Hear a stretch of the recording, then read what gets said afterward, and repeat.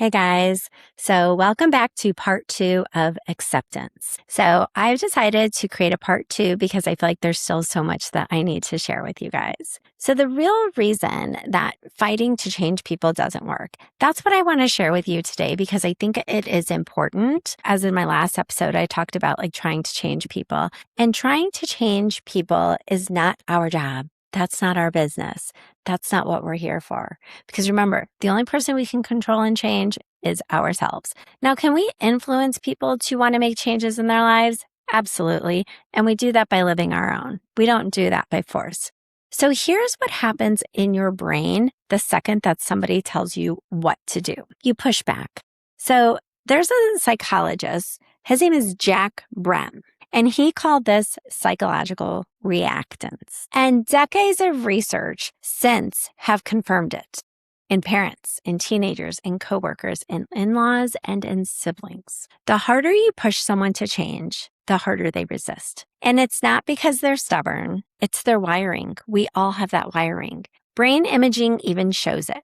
That forceful demands, it lights up the threat center in our brain. While the same message offered as a choice lights up the reward center instead. So when you're trying to facilitate change in somebody, instead of demanding, you might want to offer them some options. And so pressure doesn't create change. It creates defensiveness. You guys probably experience this. If you've ever tried to, change somebody, they instantly get defensive, right? It becomes an argument. But here's the part that changes everything. This is what you need to hear. Acceptance does what pressure can't. So you remember I talked about Carl Rogers in my last episode. Well, he also not only talked about the 3 core mechanisms of change and growth, but he also spent decades researching what actually creates change in a person, not in a lab. He's talking real relationships. And it landed on something called unconditional positive regard, full acceptance of someone exactly as they are, without any conditions attached. He found that this wasn't just a therapy technique.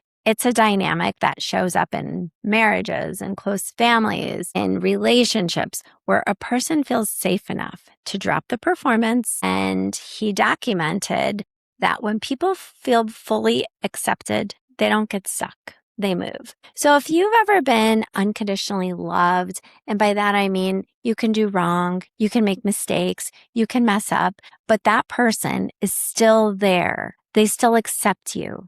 I always think about the Bible verse, love is. And it probably wasn't until my 40s that I was like, it's in the Bible. And though I've seen it, it finally, like I said, in one of my episodes early on, you can hear something your whole life, and then one day you hear it and it just clicks. A light bulb goes off and you're like, oh my gosh, like, how did I not get this before? And that for me is the Bible verse, love is. Love is patient. Love is kind. It is not jealous. It keeps no records of wrong. And it goes on and on. And it made me realize that I was lucky enough to have a feeling of love before even having that light bulb go off. I knew that the truest form of that was how I felt about my children, because I was patient with them. I was kind to them. I kept no records of wrong. I was not jealous. I did not boast.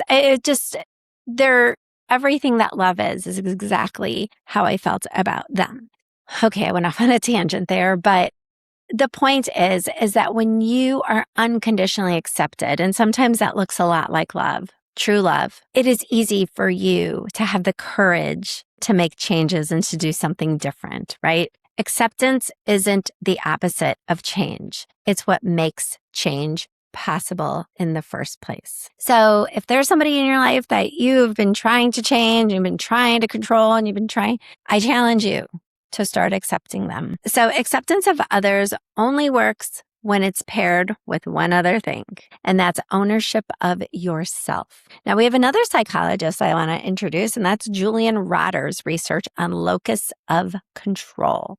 That is one of the most replicated findings in psychology. It shows that people who take responsibility for their own actions and outcomes are more resilient and less anxious. And they're actually more effective at changing their own lives. So accepting somebody else doesn't mean that you abandon yourself, right? So you might find yourself in a situation and You're like, well, if I accept that person, then that means that I must not care about myself. That's not what it means, right? It means that you are redirecting your energy, the energy that you were spending trying to control them or change them, back into what you can actually control.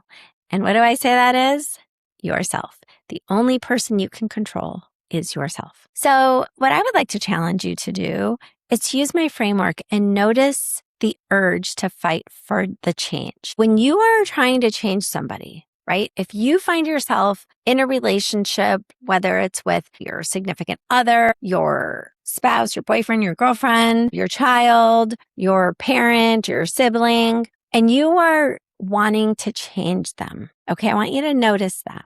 And then I want you to shift your mindset to acceptance of what is, to where they are, to who they are, to how they are. And then I want you to align with what's actually yours to own. You align that with, I see this person doing this and I just, feel like I can change them. I feel like if I do this, then that can kind of control the situation. No. Yours to own is shifting that finger back towards yourself and pointing to yourself. And that's, how do I respond to this? How do I accept them and show empathy and compassion and be non-judgmental? How do I do that? Because that is mine to own. And that is turning all that energy back on myself. That's the alignment. That's how we align with it.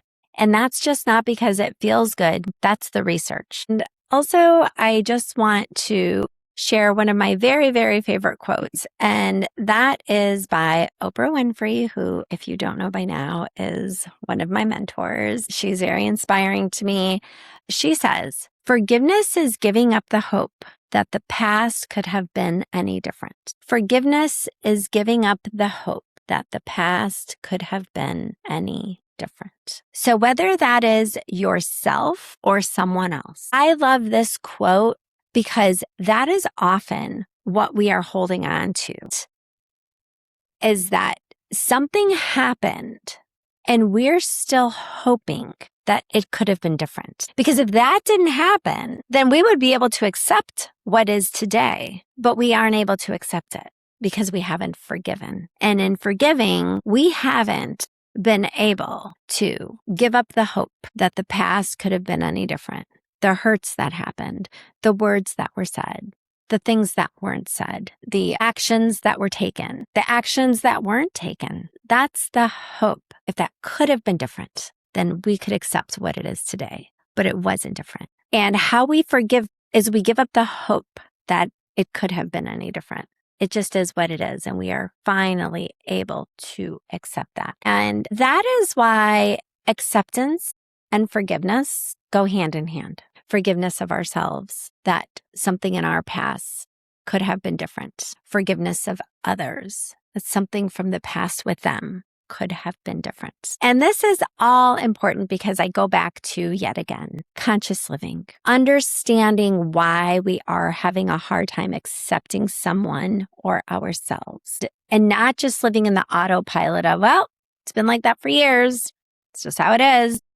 It's just the way it is.